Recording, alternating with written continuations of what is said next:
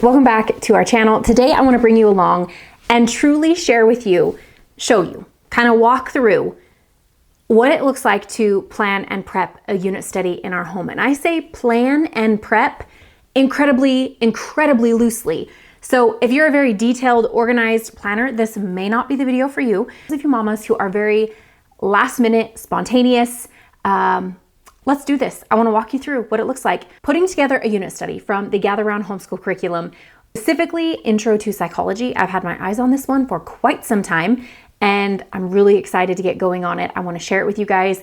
I want to show you how I plan and prep for that unit study. I want to show you how we store the things. I want to show you how I am throwing this unit study together. Truly minimal prep work.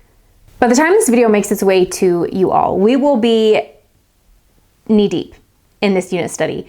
And I can't wait to share with you our thoughts, our feelings, how it's going, what we're learning. I think it's going to be absolutely incredible. I think it's going to be so good for every one of my boys.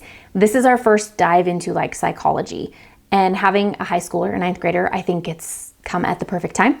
I also know there's so much information and so much in this unit that is going to be so beneficial for my 7th grader and my 4th grader also, and me. Who am I kidding? I can't wait to do this. I think I'm probably more excited about this unit than my kids are, which is probably somewhat normal. So this is what is currently going on at my table right now. So I'm not going to be able to show you guys this all nice and spread out on my table. My son purchased a new dash for his pickup, and he's in the process of rewiring the whole thing. And if I touch any of his parts and pieces and clips and whatever else we have going on here, I might be in a little bit of trouble. We're just going to share the table and make this work. So when it comes to storing unit studies in our home, it does not matter what unit study we happen to be doing. These 5-star flex binders are incredible. They have been absolute game changers for us when it comes to unit studies. I love the simplicity of them. I love that we're able to reuse them. I love that they are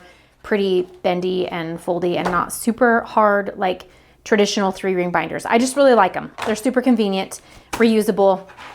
So this is what we use to store our unit studies.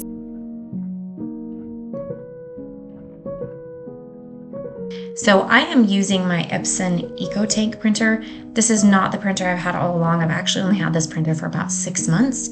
I really am pleased with it now that I've kind of worked out all the different kinks and all the different things. And I have printed so many pages out with this printer and have not ever touched the ink once. Look at that. It is incredible. It's incredible. I finally splurged and it has actually really been worth it. I'm so pleased.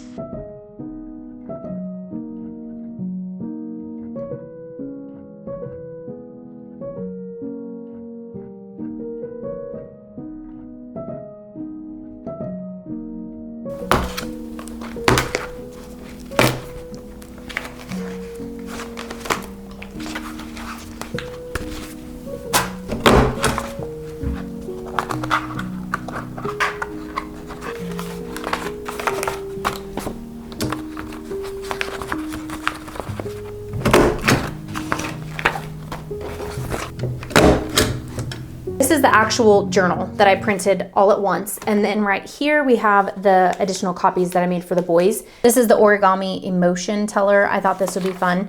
I remember doing these origami things all the time when I was in school. So I think that'll be a fun little thing to do.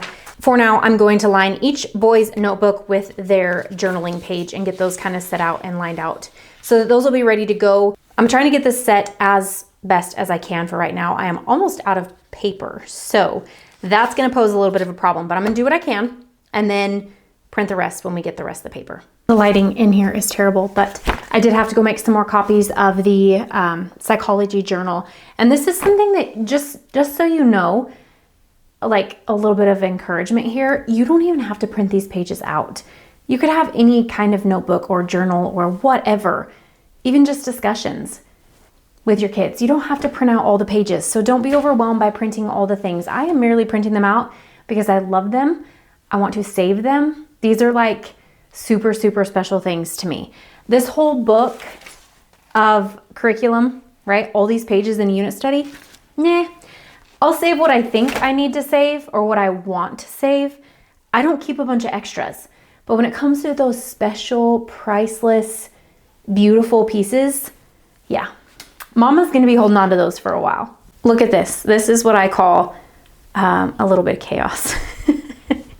I have the pages printed out that I just showed you guys, more of the journal pages. I'm gonna finish putting these in, and then I think we are done. I want to show you guys, I know you can't really see it on my screen, here on the screen of my phone, but I have loved casting from my phone to my TV the teacher's guide. So I want to show you really quick. I just click on, in my downloads, the psychology, Intro to Psychology teacher's guide. It pulls up the teacher's guide right here for me.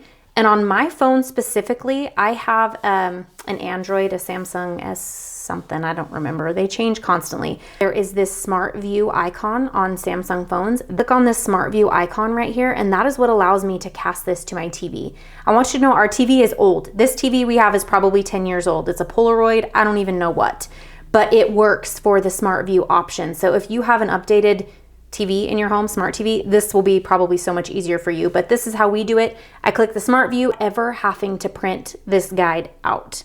So it's an awesome, incredible resource. It's another way to do things. It's not the way you have to do them. However, it's worked awesome for us for this unit. I wanted to share this video with you because I do think it's incredibly important to remember that we can keep things simple. We don't have to go all out with all the things. You can truly keep things simple with some of the resources that you have at your fingertips as it is. If you want to go elaborate and go all out and do all the things, you totally can.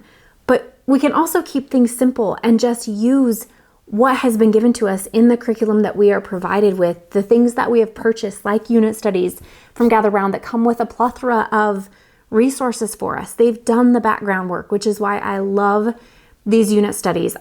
Unit studies, when we introduced those into our homeschool, probably 4 or 5 years ago now, we have been homeschooling for 10 years. Unit studies didn't come until about year 5, I think. I would have to double check, but I think we were about 5 years in before we discovered unit studies. And I was always overwhelmed because I thought I had to do all the background work and put the unit studies together on my own. And then I discovered the world of unit studies. There truly are so many different options available to us, and we can use it how we see fit in our home for our family. And that's what's beautiful. I could go to the library and get all these books, and I could print out all the pages in all the student books. I could print out the teacher's guide, print out all the resources that I have at my fingertips. However, that's not how I necessarily love to do all the things all the time. That's why I want to share this with you, because I think sometimes we can get caught up with the mentality of thinking that we need to do all the things and we need to print out all the pages and we need to have all the things perfectly planned and perfectly laid out and perfectly hole punched and bound in 3-ring binders and all the things set and ready to go. And that's not the case. I want to tell you, even with this unit, I am not printing out the teacher's guide. I'm going to just cast it from my phone to my TV, and I'm going to read it straight from the TV.